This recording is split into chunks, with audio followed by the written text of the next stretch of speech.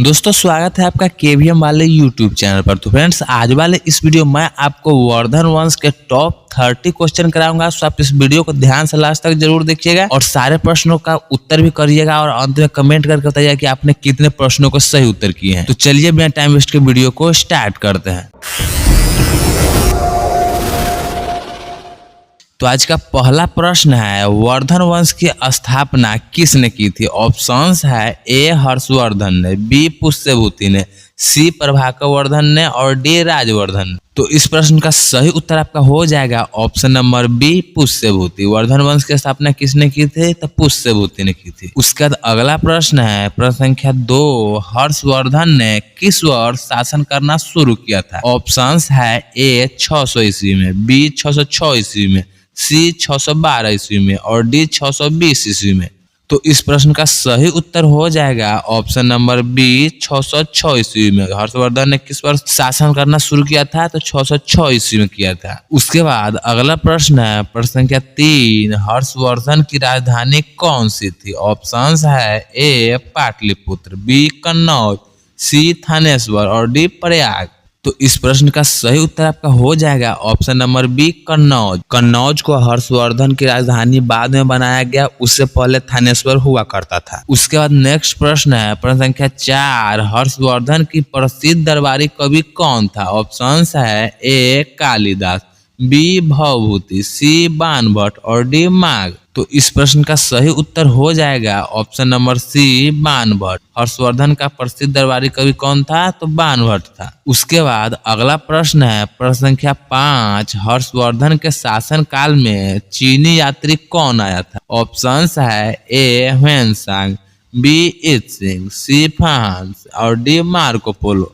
तो इस प्रश्न का सही उत्तर हो जाएगा ऑप्शन नंबर ए ह्वेनसांग। उसके बाद अगला प्रश्न है, प्रश्न संख्या 6, हर्षवर्धन किस धर्म के अनुयायी थे? ऑप्शंस है ए हिंदू धर्म, बी जैन धर्म, सी बौद्ध धर्म और डी इस्लाम। तो इस प्रश्न का सही उत्तर हो जाएगा ऑप्शन नंबर सी बौद्ध धर्म। और हर्षवर्धन जो थे बाद में बौद्ध धर्म को अपनाया, उससे पहले जो है कि वो हिंदू धर्म में थे। उसके बाद अगला प्रश्न है, प्रश्न संख्या 7, हर्षवर्धन का सबसे प्रमुख साहित्य कार्य कौन सा है?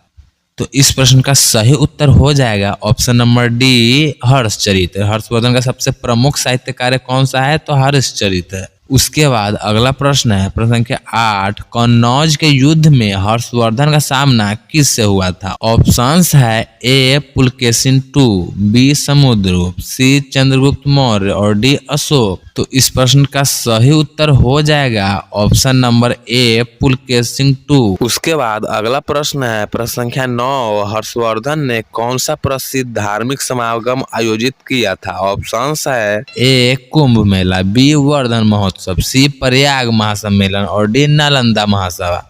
तो इस प्रश्न का सही उत्तर आपका हो जाएगा ऑप्शन नंबर सी प्रयाग महासम्मेलन। उसके बाद अगला प्रश्न है, प्रश्न संख्या 10, बंगाल का कौन सा शासक हर्ष के समकालीन था? ऑप्शंस है ए शशांक, बी ध्रुवसेन, सी पुलकेशिन द्वितीय और डी भास्कर वर्मा। तो इस प्रश्न का सही उत्तर आपका हो जाएगा ऑप्शन नंबर ए शशांक। उसके बाद अगला प्रश्न है, प्रश्न संख्या 11, हर्षवर्धन के पिता का क्या नाम था? ऑप्शंस है ए प्रभाकर वर्धन, बी आदित्य वर्धन, सी राज्यवर्धन और डी देवगुप्त। तो इस प्रश्न का सही उत्तर आपका हो जाएगा option number A Prabhakar Vardhan. Harshvardhan के पिता का नाम क्या था? तो प्रभाकर वर्धन था।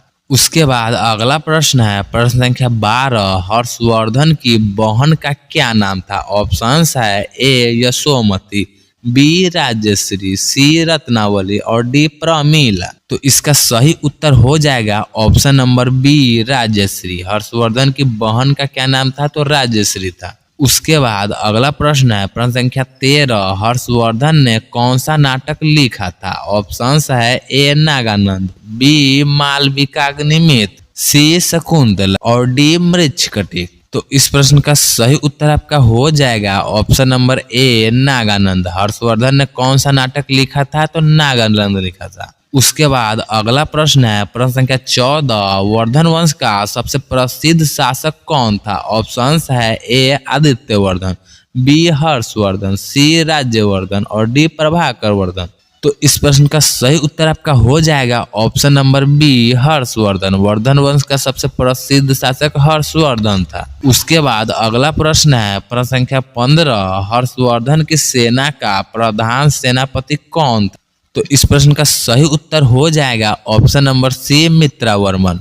उसके बाद अगला प्रश्न है प्रश्न संख्या 16, हर्षवर्धन का राज्याभिषेक कहाँ हुआ था? ऑप्शंस है ए थानेश्वर, बी कन्नौज, सी प्रयाग और डी पाटलिपुत्र। तो इस प्रश्न का सही उत्तर आपका हो जाएगा ऑप्शन नंबर ए थानेश्वर। उसके बाद अगला प्रश्न है प्रश्न संख्या 17, हर्षवर्धन की माता का क्या नाम था? ऑप्शंस है ए राजश्री, बी यशोमती, सी देवगुप्त और डी आदित्यवर्धनी। तो इस प्रश्न का सही उत्तर आपका हो जाएगा option number B Yashomati. Harshvardhan के माता का नाम यशोमती था। उसके बाद अगला प्रश्न है प्रश्न संख्या 18, हर्षवर्धन के अग्रज राजवर्धन द्वितीय की हत्या किसने की थी? ऑप्शंस है ए देवगुप्त, बी शशांक, सी भट्टारक और डी इनमें से कोई नहीं। तो इस प्रश्न का सही उत्तर आपका हो जाएगा option number B Shashank. Harshvardhan के अग्रज राजवर्धन द्वितीय की हत्या किसने की? तो शशांक ने की। उसके बाद अगला प्रश्न है प्रश्न संख्या 19, हर्षवर्धन के दरबार में किस भाषा का प्रयोग होता था? ऑप्शंस है ए संस्कृत, बी प्राकृत, सी पाली और डी तमिल। तो इस प्रश्न का सही उत्तर आपका हो जाएगा option number A Sanskrit. Harshvardhan के दरबार में संस्कृत भाषा का प्रयोग होता था। उसके बाद अगला प्रश्न है प्रश्न संख्या 20, हर्षवर्धन की मृत्यु के बाद उसका साम्राज्य किसके द्वारा विभाजित हुआ? तो इस प्रश्न का सही उत्तर आपका हो जाएगा ऑप्शन नंबर डी, उसके उत्तराधिकारी नहीं थे। उसके बाद अगला प्रश्न है प्रश्न संख्या 21, हर्षवर्धन ने किस प्रसिद्ध विश्वविद्यालय को दान दिया था? ऑप्शंस है ए तक्षशिला, बी नालंदा, सी विक्रमशिला और डी वल्लभी। तो इस प्रश्न का सही उत्तर आपका हो जाएगा option number B Nalanda. Nalanda विश्वविद्यालय को हर्षवर्धन ने दान दिया था। उसके बाद अगला प्रश्न है प्रश्न संख्या 22, कुंभ मेला को प्रारंभ करने का श्रेय किसे दिया जाता है? ऑप्शंस है ए अशोक, बी चंद्रगुप्त द्वितीय, सी हर्षवर्धन और डी इनमें से कोई नहीं। तो इस प्रश्न का सही उत्तर आपका हो जाएगा option number C Harshvardhan. Harshvardhan को कुंभ मेला प्रारंभ करने का श्रेय दिया जाता है। उसके बाद अगला प्रश्न है प्रश्न संख्या 23, हर्षवर्धन के राज्य के दौरान प्रसिद्ध चीनी यात्री हेनसांग कितने वर्षों तक भारत में रहा था? तो इस प्रश्न का सही उत्तर आपका हो जाएगा ऑप्शन नंबर बी 15 वर्ष। उसके बाद अगला प्रश्न है प्रश्न संख्या 24, हर्षवर्धन की बहन राज्यश्री का विवाह किसके साथ हुआ था? ऑप्शंस है ए देवगुप्त, बी राज्यवर्धन, सी शशांक और डी ग्रहवर्मा। तो इस प्रश्न का सही उत्तर आपका हो जाएगा option number D Grahavarma. Harshvardhan की बहन राज्यश्री जो थी उसका विवाह ग्रहवर्मा के साथ हुआ था। उसके बाद अगला प्रश्न है प्रश्न संख्या 25, हर्षवर्धन के शासन काल का अंत किस वर्ष हुआ? तो इस प्रश्न का सही उत्तर आपका हो जाएगा ऑप्शन नंबर ए 646 ईस्वी में। हर्षवर्धन का शासन काल का अंत 646 ईस्वी में हुआ था। उसके बाद अगला प्रश्न है प्रश्न संख्या 26, हर्षवर्धन के समय कौन सा क्षेत्र उसके साम्राज्य में शामिल नहीं था? तो इस प्रश्न का सही उत्तर आपका हो जाएगा ऑप्शन नंबर सी गुजरात। उसके बाद अगला प्रश्न है प्रश्न संख्या 27, पुलकेशिन द्वितीय कहाँ का शासक था? ऑप्शंस है ए वातापी, बी कल्याणी, सी वेंगी और डी तंजौर।